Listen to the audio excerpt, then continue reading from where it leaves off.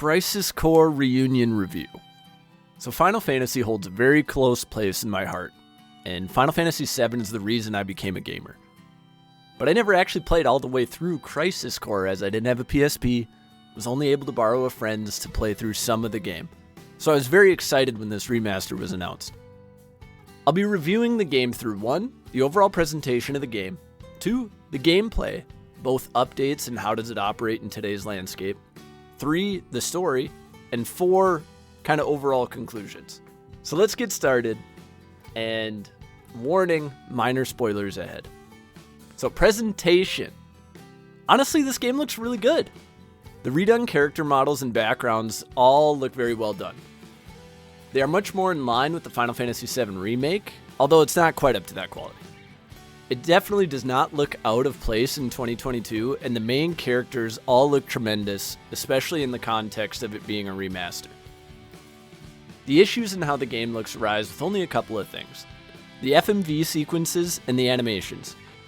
The FMV sequences were AI upscaled to go from a PSP screen, which the resolution was 480 by 272, on a screen 4.3 inches, to as big and high budget monitors and TVs that you could imagine. They still look pretty decent overall, but they definitely show their age, with visuals that at times can look a little grainy and slightly off from what the updated character models are.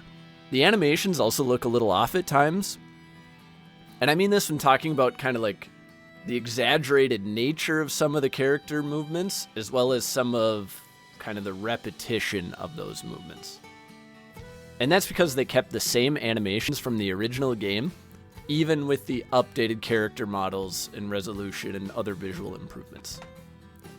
Games used to be limited by that resolution, and many Super Nintendo to PS2 era games would have these very exaggerated movements to help convey emotion, right? Or convey feelings. Whereas this can be much more subtle today because the tech can actually show someone's facial responses and reactions accurately in real time. It's slightly disappointing when they put so much work into the remaster, but I don't mind because it makes me nostalgic for kind of 90s anime when they do the flash away to kind of the different art style and you see the insane faces or the big exaggerated movements in games like Final Fantasy VI. So the other update in the presentation in this game that has been a little controversial has been the voice acting. I'm here to tell you, it's not that bad. I understand where people are coming from with the changes that have been made. It definitely feels like there were times in the game where the voice actors may not have had like a very specific or proper direction on how to deliver their lines. And people's main gripe with this has typically been with Zack's voice actor. But I feel like he started out a little shaky. It was definitely up and down, but improved as the game went along. The voice acting as a whole is hit or miss in quality. I feel like the emotional scenes in the important sections are well done, and some of the side one-off random voiceover stuff is kind of flat at times. Overall, the presentation and updates to this game are a big net positive in my opinion compared to the original game, with just a few small gripes. Now gameplay, how does it play? The gameplay updates rock. They managed to make this game much more streamlined with Zack's attack buttons and movement, in addition to, in my opinion, an improvement in the DMW when compared to the PSP release. It is more streamlined and less intrusive to gameplay. They also offer you the ability to skip scenes that you end up seeing repeatedly, which is very nice, although a permanent skip option in the settings would have been a good quality of life improvement for when you see these repeatedly. The updates to attack shortcuts similar to the Final Fantasy VII Remake have also greatly improved the combat in this game. It feels great to string together combos, especially with changing preferences in the DMW for unlimited MP or AP to make sure you fully utilize the kit available to you.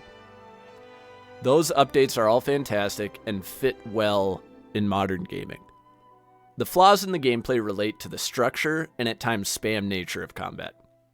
The structure of certain areas or side missions were directly meant for play on the PSP, and these side missions are very repetitive and are meant to be played in short bursts, which was great for the handheld, but doesn't hold up as well if you're sitting down to play for extended periods. The combat can also feel spammy at times, with enemy weaknesses being able to be exploited to the nth degree.